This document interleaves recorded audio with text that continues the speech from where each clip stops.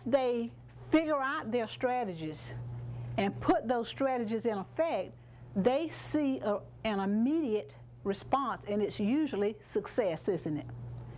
As they gain success, that third bullet, what happened? What builds? Confidence.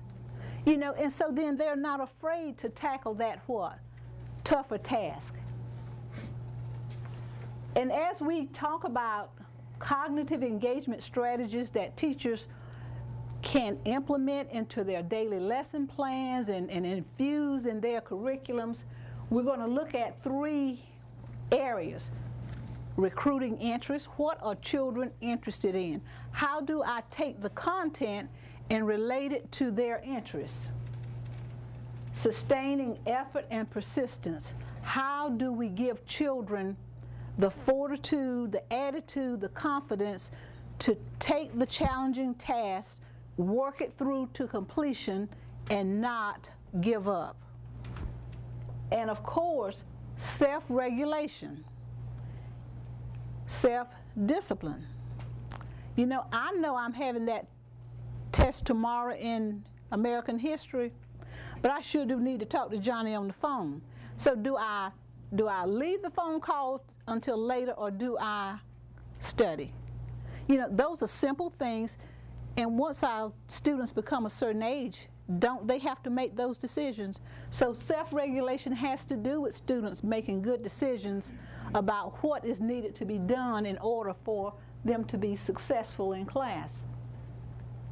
In the area of recruiting interest, how are you going to know, how are you, the teacher, going to know what the students are interested in?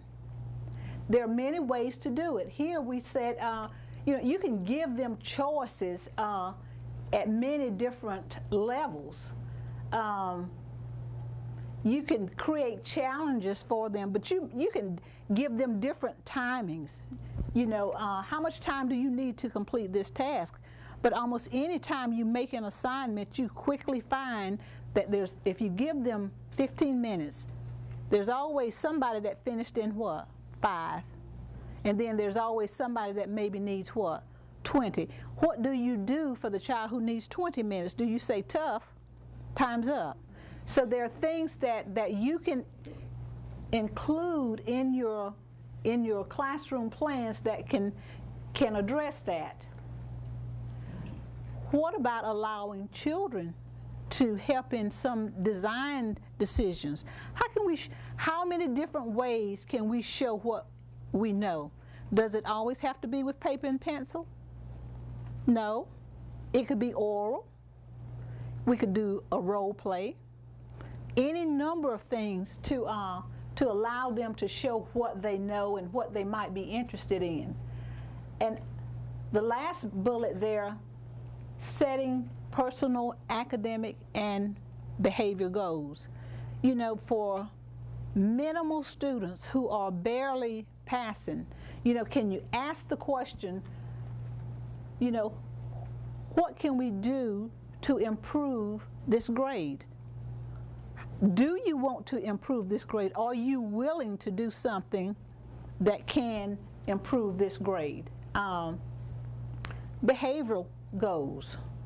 If you have students who are constantly missing class because they're in ISS and they're in OSS, can we involve them to the point and allow them to say, you know, I'm not going to get sent to ISS this grading period?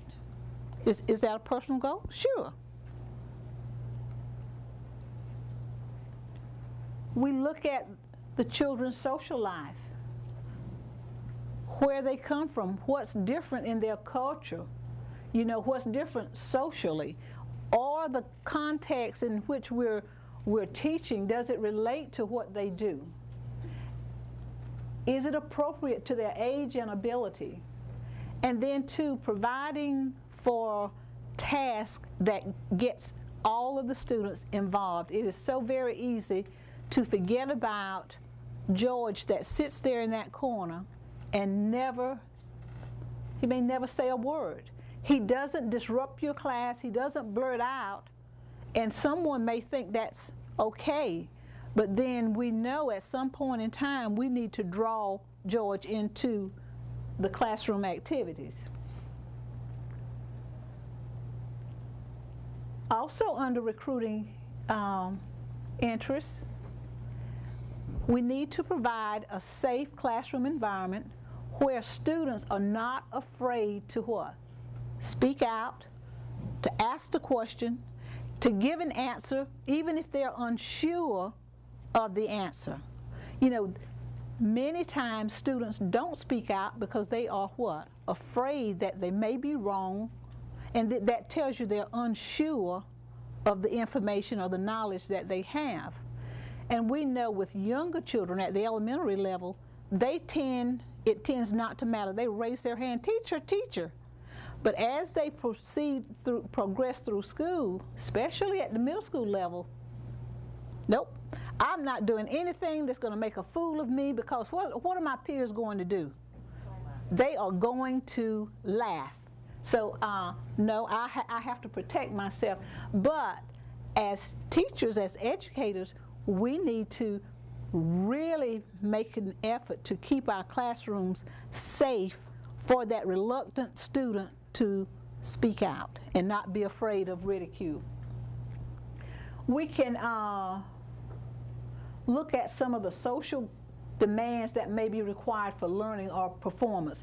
You know, every child can't stand up in front of that group, that big group, and perform. That's very difficult for some children. Maybe we can do it another way, do you think? Or there's some other ways that a child can show you that they know information, or that they can perform a task without doing it in front of the whole class? Sure. All right. And two, again, it is critical that we really try to involve all of the students in some way when we do or when we have whole class discussions. Sometimes children may be reluctant.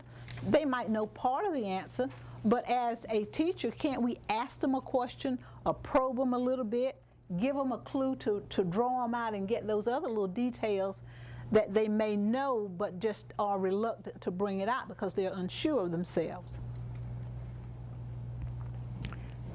Another part of cognitive engagement has to do with self-efficacy.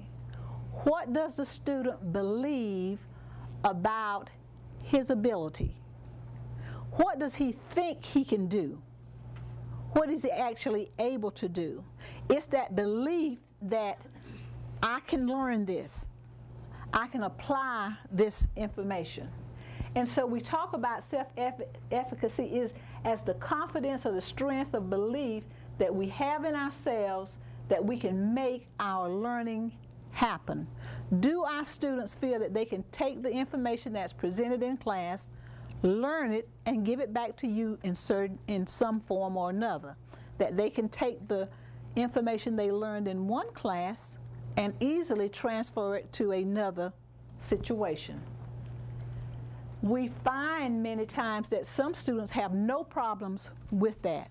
They come with the confidence in knowing that they can learn and they can transfer knowledge from one situation to another, but that is not the case with what? All of our children. So to the extent possible, we want to look at ways to promote, to build positive self-efficacy. We also know that as students get older, they are less likely to take the risk of being wrong in front of their friends and in front of their peers.